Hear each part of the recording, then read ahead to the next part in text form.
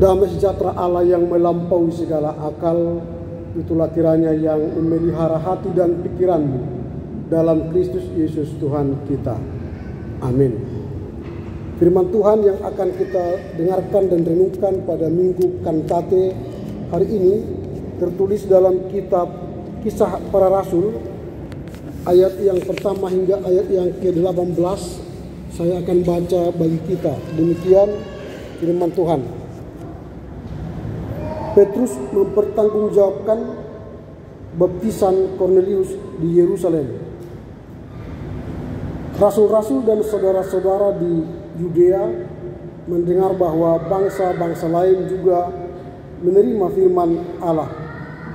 Ketika Petrus tiba di Yerusalem, orang-orang dari golongan yang bersunat berselisih pendapat dengan dia. Kata mereka, "Engkau telah masuk ke rumah orang-orang yang tidak bersunat dan makan bersama mereka."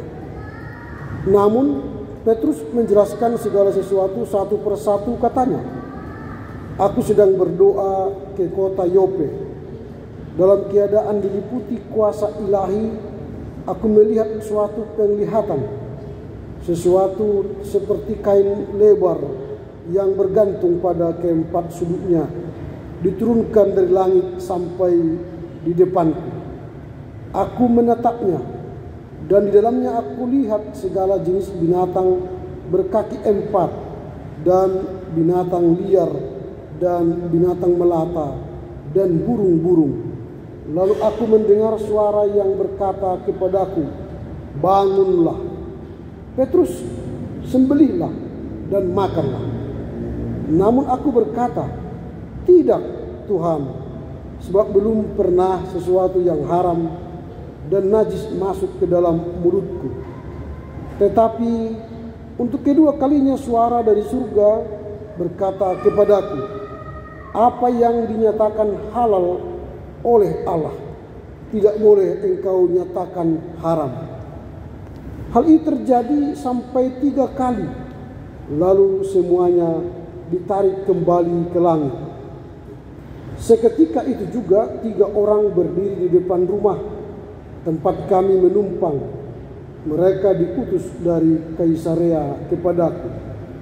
Lalu kata Roh kepadaku, 'Pergilah bersama mereka tanpa membeda-bedakan.' Ke-6 saudara ini pun menyertai aku. Kami masuk ke dalam rumah orang itu, dan ia menceritakan kepada kami bagaimana ia melihat seorang malaikat berdiri di dalam rumahnya dan berkata kepadanya, 'Suruhlah orang ke Yope untuk memanggil Simon yang disebut Petrus.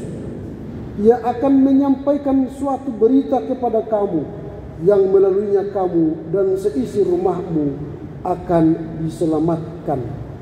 Ketika aku mulai berbicara, turunlah Roh Kudus ke atas mereka, sama seperti ke atas kita dahulu. Lalu teringatlah aku akan perkataan Tuhan, 'Yohanes membaptis dengan air, tetapi kamu akan dibaptis dengan Roh Kudus.' Jadi jika Allah memberikan karunia yang sama kepada mereka seperti kepada kita pada waktu kita percaya kepada Tuhan Yesus Kristus, bagaimana mungkin aku mencegah Allah?" Ketika mereka mendengar hal itu, mereka menjadi tenang, lalu memuliakan Allah. Katanya, "Jadi kepada bangsa-bangsa lain juga Allah mengaruniakan pertobatan yang memimpin kepada hidup." Demikian firman Tuhan. Selamat sore bagi kita semua. Terpujilah Kristus, karena kebaikannya kita boleh kembali datang beribadah di HKBP Tapian Naul ini setelah 1 minggu kita melakukan kesaksian, persekutuan, dan pelayanan kita di tengah keluarga, gereja, dan masyarakat. Kini tiba saatnya untuk beribadah kepadanya dan kita mengucap syukur atas keselamatan yang kita peroleh itu. Kita telah memasuki Minggu Kantate, artinya bernyanyilah bagi Tuhan. Kantate berarti dalam kehidupan keseharian kita, minggu depan dan minggu ini kita akan bernyanyi bagi Tuhan. Mengapa kita bernyanyi kepada Tuhan? Karena tema khotbah kita hari ini ialah Allah mengaruniakan pertobatan. Allah mengaruniakan pertobatan. Pertobatan ini sangat penting karena tanpa pertobatan kita tidak dimungkinkan untuk beroleh kehidupan yang kekal. Tanpa pertobatan kita tidak bisa mendapatkan kebahagiaan yang sempurna. Tetapi dengan pertobatan ini kita diubahkan. Kita beroleh keselamatan. Tidak hanya kita, orang lain. Tidak hanya orang lain. Seisi rumah kita beroleh keselamatan. Ada beberapa pelajaran penting dari teks yang baru saja kita baca. Bagaimana pertobatan itu terjadi. Yang pertama, pertobatan itu terjadi karena Petrus mengalaminya. Sebenarnya Petrus hendak menolak orang yang dari Yope itu berjumpa dengan dia. Dia tidak mau berjumpa suruhan Kornelius itu.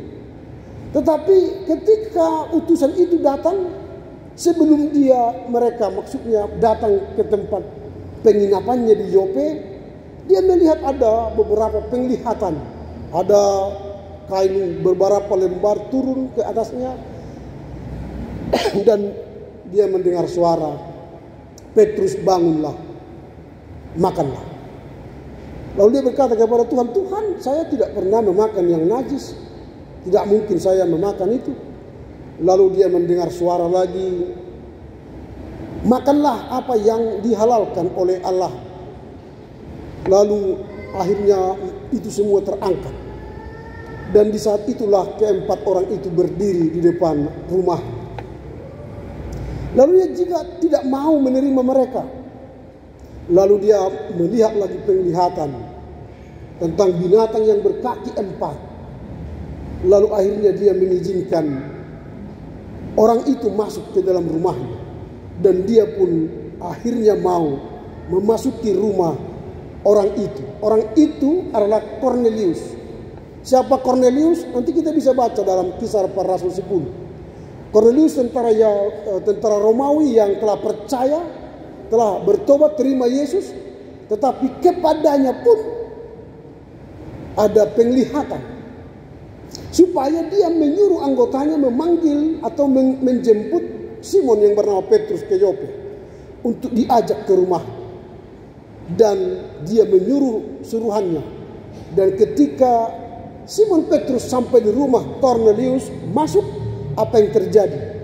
Turunlah Roh Kudus ke dalam rumah Kornelius. Lalu seketika itu juga Kornelius beserta seisi rumahnya beroleh keselamatan. Ini pengalaman Paulus. Pertobatan itu bisa terjadi karena ada pengalaman-pengalaman yang membuat kita bertobat. Mungkin nanti kita bisa saja, aku belum punya pengalaman. Oke, tidak apa-apa. Tapi orang lain punya pengalaman. Dan pengalaman orang lain itu yang menuntun kita kepada pertobatan. Jadi kesaksian-kesaksian atau pertobatan-pertobatan orang bisa menuntun kita kepada pertobatan kita. Itu yang pertama yang kita pelajari. Jadi jangan menyepelekan pertobatan orang lain. Karena itu menuntun kita juga kepada pertobatan kita dan keluarga kita. Yang kedua yang kita pelajari dari perikop ini ialah pertobatan sebagai karunia Allah. Pertobatan itu adalah anugerah karunia Allah. Bukan karena upaya atau karena jasa kebaikan kita. Kita berupaya supaya kita diselamatkan dengan rajin berdoa, rajin ke gereja, rajin baca kitab suci, rajin melakukan kebaikan, amal-amal kebaikan supaya kita selamat. Itu tidak bisa menyelamatkan kita. Kalau ditimbang kebaikan dan kejahatan kita, mungkin kejahatan yang lebih besar. Sehingga tidak memungkinkan kita beroleh keselamatan. Maka keselamatan itu anugerah. Anugerah artinya pemberian kasih karunia Tuhan kepada kita secara personal. Kornelius itu tidak bisa mendapatkan keselamatan beserta seluruh isi keluarganya kalau tidak ada anugerah Allah yang turun melalui Roh Kudus kepadanya untuk menyuruh menjemput Simon Petrus ke Yope. Jadi keselamatan yang kita terima pertobatan yang kita terima itu karena kasih karunia Allah kepada kita secara personal. Kalaupun kita sudah berusaha supaya teman kita, orang tua kita, keluarga kita bertobat, belum tentu itu bisa terjadi tanpa ada kuasa intervensi Roh Kudus kepada orang tersebut. Karena pertobatan adalah personal. Jadi fungsi kita sebagai apa? Sebagai pemberita kebenaran. Kita sampaikan kebenaran kepada mereka supaya mereka sadar, mereka butuh kebenaran. Dan kalau hati mereka terbuka, maka Roh Kudus akan turun atas mereka, menjadikan mereka bertobat. Karena Kornelius sadar bahwa Simon Petrus sedang berada di Yope, maka dia suruh orangnya untuk menjemput ke Yope. Dan akhirnya ketika Petrus tiba di rumahnya, Roh Kudus turun atas mereka. Jadi pertobatan adalah kasih karunia secara personal. Ada mungkin anak-anak remaja atau napo sebulung HKBP yang telah puluhan tahun berdoa supaya ayahnya rajin beribadah, supaya ibunya rajin beribadah, tapi tidak jadi-jadi. Jangan menyerah. Jangan berhenti menyatakan kebaikan, berdoa untuk mereka. Tetapi teruskanlah, karena intervensi Allah akan terjadi secara personal bagi orang-orang yang kita rindukan mengalami pertobatan. Itu yang kedua yang kita pelajari dari teks ini. Ketiga, pertobatan merupakan anugerah untuk semua orang. Kalau kita baca ayat 1, ayat 17 dan 18, ternyata mereka baru sadar keselamatan itu bukan hanya untuk orang Yahudi. Tetapi pertobatan itu bagi orang non-Yahudi. Termasuk Kornelius. Bukan orang Yahudi, tentara Romawi. Tetapi dia sudah percaya kepada Kristus. Dan untuk legitimasi kepercayaan yang dia terima itu, dia butuh pengakuan dari Simon Petrus. Jadi keselamatan itu tidak hanya buat HKBP, tapi yang naun. Bukan hanya orang Batak tobat.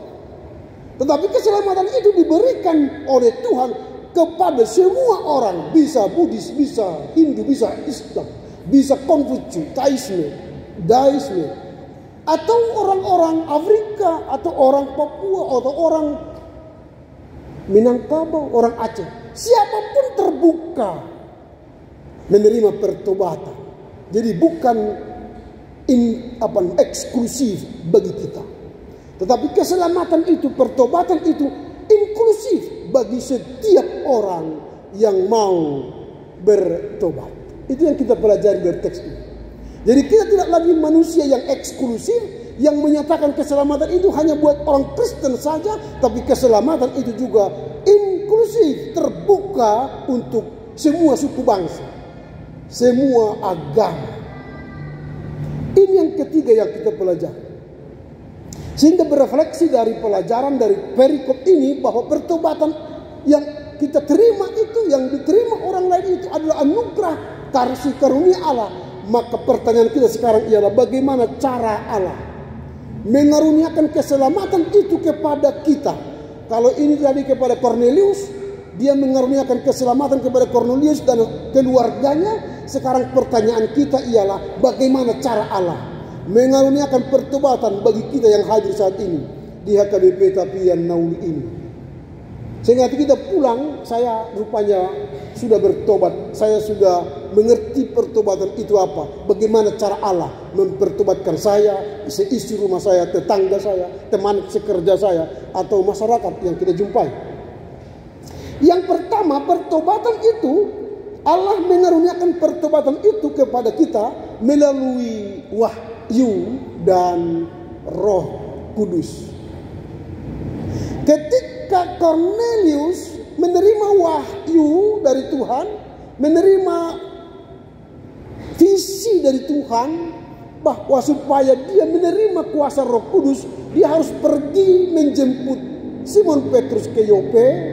Wahyu itulah yang menuntun dia berjumpa dengan Simon Petrus, dan ketika itulah Roh Kudus nyata bagi keluarga dia, dan disitulah terjadi pertobatan keluarganya. Jadi pertobatan itu adalah sebuah visi Allah bagi kita. Jadi bagaimana cara Allah memberikan kita karunia pertobatan? Yang pertama, melalui wahyu dan bimbingan Roh Kudus.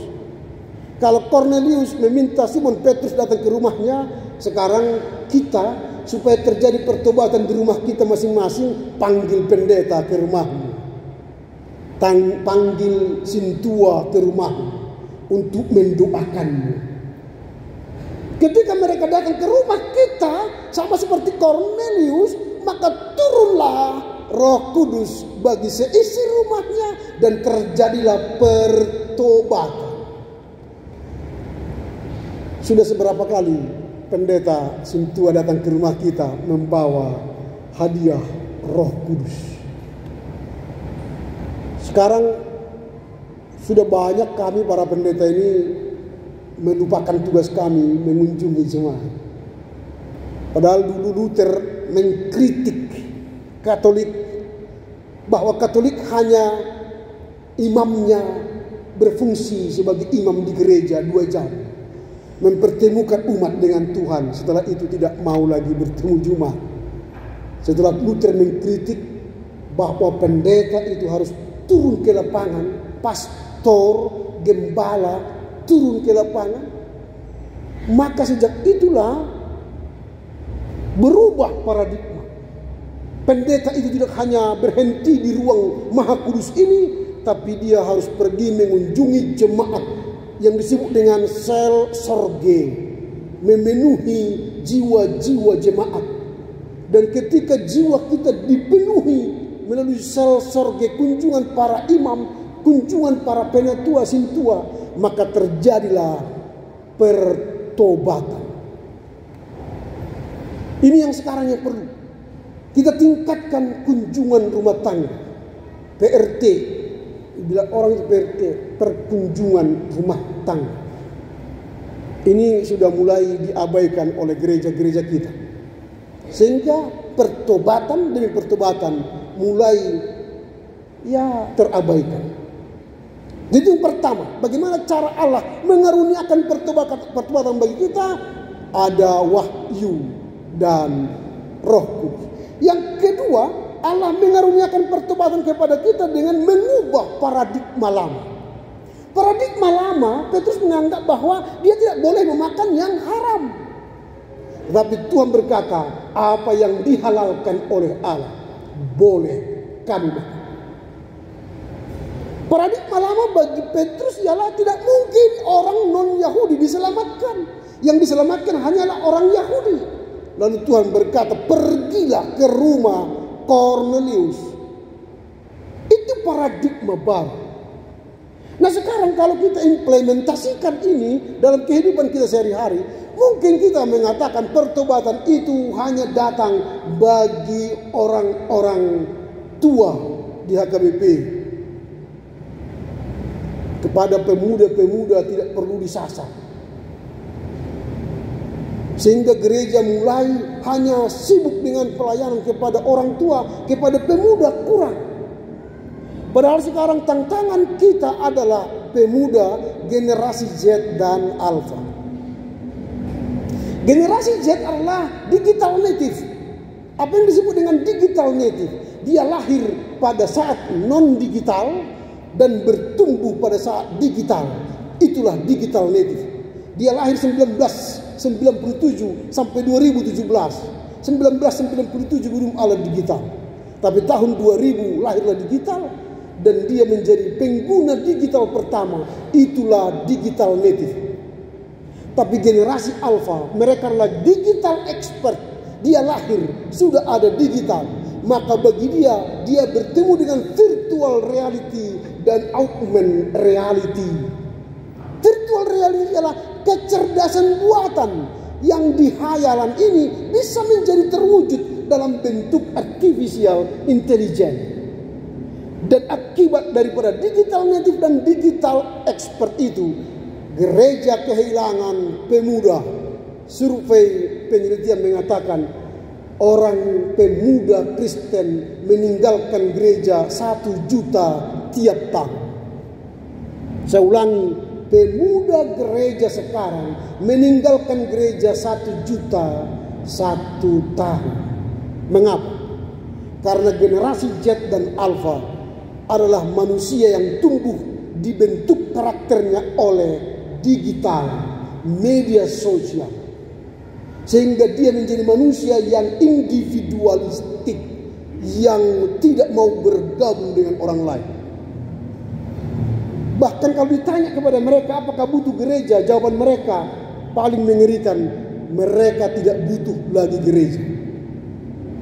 Ditanya, mengapa tadi tidak ke gereja bro? Ngapain ke gereja? Karena saya bisa tonton YouTube video-video pendeta-pendeta kondang yang hebat khotbahnya dibanding pendeta-pendeta kita. Saya baca renungan-renungan yang dikupas oleh teman-teman di artificial intelligence. Buatlah khotbah, temanya Allah mengeruniakan pertobatan berdasarkan kitab Kisah Para Rasul 11 ayat 1-19. Hitungan 2 detik dia keluarkan kupasan khotbah. Ngapain ke gereja? Itu tantangan gereja sekarang. Bukan lagi judi online yang menjadi tantangan kita. Bukan lagi narkoba. Narkoba itu sudah ditinggal orang. Yang paling jahat merusak pemuda sekarang ialah digital. Ada banyak orang yang masuk rumah sakit jiwa karena tidak bisa memberhentikan tangannya. Karena Mobile Legend. Karena TikToker. Dia lupa di gereja pun, hai guys. Sekarang yang berkhotbah pendeta Ramli. Khotbahnya begini. Itu sekarang. Gila TikTok. Gila WhatsApp atau macam-macam. Media sosial lah Tuhannya. Bukan lagi Tuhan yang di atas dipertuhankannya. Maka dia individualistis, lebih suka mengurung diri daripada bertemu masyarakat sosial. Ini tantangan gereja sekarang. Maka butuh kita pertobatan kepada para pemuda gereja. Kalau kita tidak sasar pemuda gereja sekarang, maka gereja bisa kehilangan orang-orang terbaiknya di gereja. Bonus demografi 2045, jangan-jangan dia berhasil nanti sukses, tapi lupa gereja. Karena bagi dia gereja tidak menolongnya. Dia sudah hidup dalam era digital. Gereja masih manual. Ingin dia bertanya apa itu iman Kristen, dia masukkan ke website gerejanya, tidak muncul secara digital. Apa itu konfesi gereja, dia masuk ke website gerejanya, tidak muncul. Akhirnya dia berkata, gimana dapat penjelasan iman? Maka dia dapatlah dari internet yang abal-abal. Maka imannya pun hancur. Ini pertobatan. Dari mana kita mendapatkan pertobatan? Mengubah paradigma. Gereja sekarang harus mengubah paradigma. Sasaran kita adalah pemuda era Z dan Alpha. Jangan sempat kehilangan iman dan masa depan. Itu yang kedua. Yang ketiga, Allah mengaruniakan pertobatan kepada kita melalui kesaksian. Dengan Kornelius bersaksi bahwa dia menerima wahyu dari Tuhan. Akhirnya dia bertobat, dibaptis oleh Petrus. Lalu setelah itu Petrus berkhotbah di halayak ramai. Maka ada terjadi pertobatan 3.000 orang menerima Kristus. Akibat kesaksian seorang Kornelius terjadi pertobatan massal. Jadi kalau kita mempersaksikan Kristus kepada anak-anak kita, kepada tetangga kita, kepada teman rekanan sekantor kita, tempat di mana kita bekerja, maka akan ada banyak orang yang menerima keselamatan, menerima pertobatan. Persoalannya, kita kelu lidah kita ini bersaksi. Itu persoalannya. Maka gereja perlu melatih para jemaat untuk bersaksi dalam kehidupan. Ada lembaga-lembaga sekarang yang menawarkan jasa untuk mengajar para umat Tuhan bersaksi bagi Kristus. AKBP sudah memiliki EE Kit, EE Remaja, EE untuk para leaders, EE untuk warga jemaat.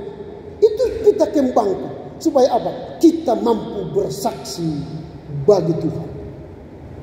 Itu akan menghasilkan petobat-petobat baru.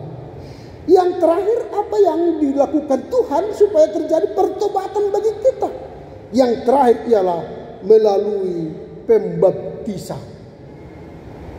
Kalau di tanah Batak, pembaptisan pertama itu Simon Petrus dan Yakobus Tapubolon di Parasorak Sipiro dulu.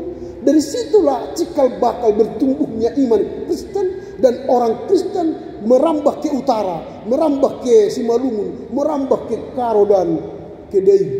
Maka banyaklah orang Batak yang terima Kristus melalui baptisan Simon Siregar. Jadi kita pun, apakah kita pernah bawa orang untuk dibaptis selain by birth, kelahiran? Atau melalui pertemanan kita dengan anak-anak SMA, SMP, ada orang tertarik. Wah, iman Kristen itu luar biasa. Di mana gerejamu? Aku ingin dibaptis. Wah, itu jarang terjadi sekarang. Paling karena penginjilan atau misionaris yang melakukan, maka terjadi baptisan dari gereja, dari agama lain. Nah, ini sekarang tantangan kita. Pertobatan itu karena kesaksian baptisan, sehingga banyak orang menerima Kristus dan bertobat. Inilah beberapa catatan yang kita lakukan dalam merayakan Minggu Kantate. Dengan banyak orang bertobat, maka kita bernyanyi bagi Tuhan, kantate. Kalau keluarga kita, ayah ibu kita sudah bertobat, maka kita sebagai anak kantate.